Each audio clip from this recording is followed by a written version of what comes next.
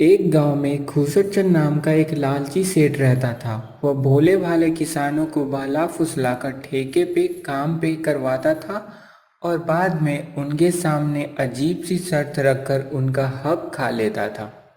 एक दिन खूसरचंद अपने नौकर लल्लू से बात कर रहा होता है कि देखो लल्लू, ये गरीब किसान बड़े अजीब होते हैं। जानवरों की तरह दिन रात मेहनत करते हैं और बदले में दो वक्त की रोटी के लिए तरसते रहते हैं। और मुझे देखो, मैं बस बैठे बैठे हुक्म चलाता हूँ और सारी फसल मेरे गोदाम में भर जाती है।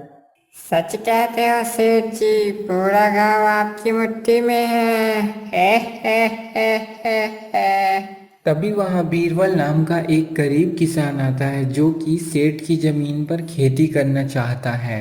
सेठ जी, मैंने सुना है आप किसानों को अपनी जमीन ठेके पर देते हो। मैं भी आपकी जमीन पर खेती करना चाहता हूँ। ठीक है बीरबल, मैं तो तुम्हें जमीन दे दूंगा, पर मेरी एक शर्त है। फसल का आधा हिस्सा तुम्हारा होगा, आधा मेरा। ठीक है सेठ जी, मुझे आपकी सभी शर्तें मंजूर हैं। बीरबल दिन रात कड़ी मेहनत करके धान की फसल उगाता है। फसल तैयार होने के बाद सेठ उससे अच्छी फसल ले लेता है और खराब फसल बीरबल के पास छोड़ देता है। बीरबल यह देखकर बहुत ज्यादा दुखी हो जाता है। कुछ महीने बीतने के बाद बीरबल का बेटा किशन, जो कि शहर में पढ़ रहा था, वापस गांव आ जाता है। वह गांव और अपने पिता की हालत देखकर बहुत ज्यादा दुखी होता है। पिताजी, आप चिंता मत करिए, अब यह अन्याय और नहीं चलेगा। आज से मैं खेती करूंगा और उस लालची सेठ को उसी की शर्तों में चालाकी का जवाब दूंगा। अगले ही दिन किशन सेठ के पास जाता है और ठेके पे जमीन मांगता है। सेठ जी, इस बार मैं खेती करूंगा, क्या आप मुझे ठेके पे कुछ जमीन देना चाहेंगे? यह तो बच्चा है, इस बार इसे ऐसी शर्त बताता हूँ जिससे कि इसकी सारी फसल मेरी हो जाए।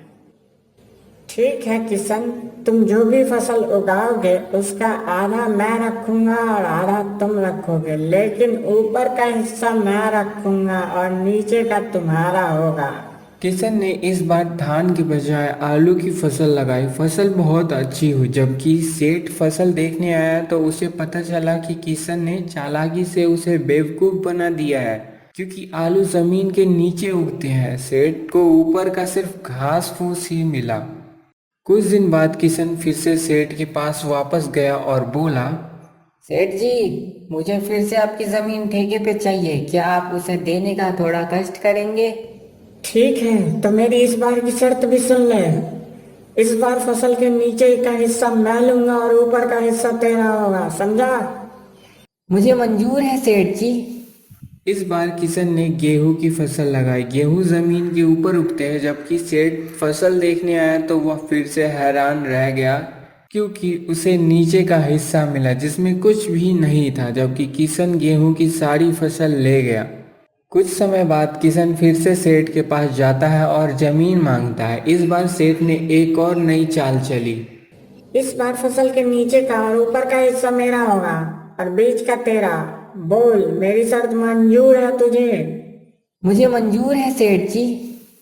इस बार किशन गन्ने की फसल लगाता है। जब सेठ और उसका नौकर फसल देखने आते हैं तो वे देखकर दंग रह जाते हैं कि पूरा खेत गन्ने से भरा है और इसमें सबसे ज्यादा मूल्यवान इसके बीज का ही हिस्सा होता है। अरे यह क्या, यह तो गन्ने की फसल है। इस बार भी मेरे हिस्से में झाड़ फूस ही आनी है। मैं फिर से बेवकूफ बन गया। सेठ को अपनी गलती का एहसास होता है। वह किशन से कहता है, किशन बेटे, तुमने मेरी आंखें खोल दी है। मैं समझ चुका हूँ कि मैं गरीब किसानों का शोषण कर रहा था। आज के बाद मैं किसी किसान को परेशान नहीं करूँगा और सभी की मेहनत का पैसा बराबर दूंगा। जितने भी किसानों की जमीन मेरे पास गिरवी है वह सब वापस कर दूंगा। इस तरह किशन ने अपनी चतुराई और मेहनत से लालची सेठ को सही रास्ते पे ले आया। सेठ ने सभी किसानों का जमीन वापस कर दिया और उस दिन के बाद गांव के सभी किसान खुशी खुशी रहने लगे। इस कहानी से हमें यह शिक्षा मिलती है कि भोले भाले गरीब लोगों को ठगना नहीं चाहिए और ज़्यादा लालच नहीं करना चाहिए।